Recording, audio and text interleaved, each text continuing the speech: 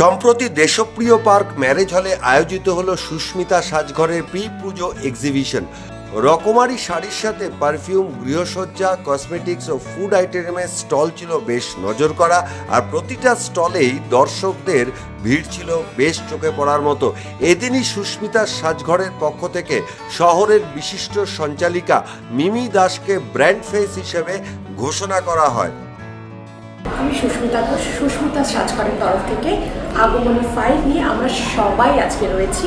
আজকে এবং আগামীকাল দেশপ্রিয় পার্কের ঠিক মোড়ে উৎসব ম্যারেজ হলে ঠিক দুপুর 12টা থেকে রাত 9টা পর্যন্ত প্রচুর সম্ভার রয়েছে এবং দুর্দান্ত সমস্ত কালেকশন রয়েছে। আর মাত্র 10,000 টাকার কেনাকাটায় কিন্তু রয়েছে সোনা জিতে নেওয়ার সুযোগ। দুদিনের এই এক্সিবিশনে মানুষের ভিড় ছিল বেশ চোখে পড়ার মতো।